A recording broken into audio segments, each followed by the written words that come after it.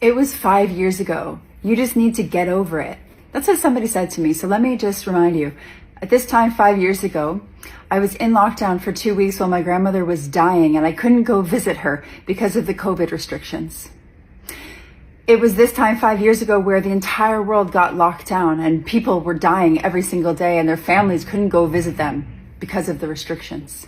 It was this time 4 years ago that I had to break in to a hospital to see my grandfather who had suffered a stroke after getting the vaccine. And I had to beg and cry and fall to my knees in front of a police officer who was standing guarding the emergency exits, the emergency entrances at the hospital.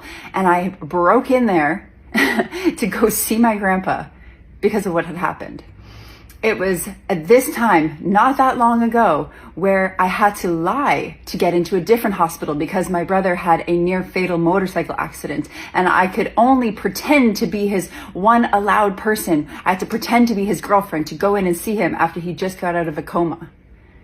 It was this time not that long ago that my dad died. He had taken the vaccines because he thought he had no choice. He was almost 60 years old. He didn't think he had another option and he was going to lose his license and his job had he not gotten the vaccine.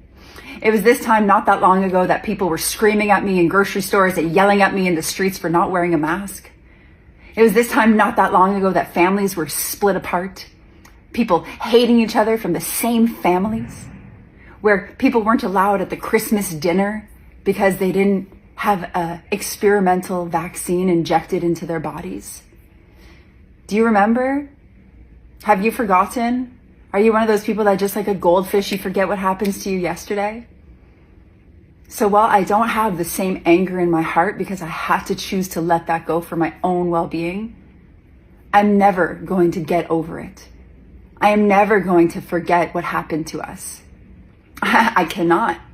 Because you think it's going to be the last time? You think it's the last time? Look at what the WEF is doing. Look at the new pandemic treaties. Look at everything that's happening. So while I no longer hold the same anger in my heart, I will always remember what happened. And I'm never going to just get over it. It will always be present for me because it has to. We need to be prepared for the future. And in any next times, we need more voices like mine that said, no, I will not wear a mask. I will not conform. I will not pass you my veins. No, I am resisting to the system that is here to sicken us, oppress us, and literally put us 6 feet underground.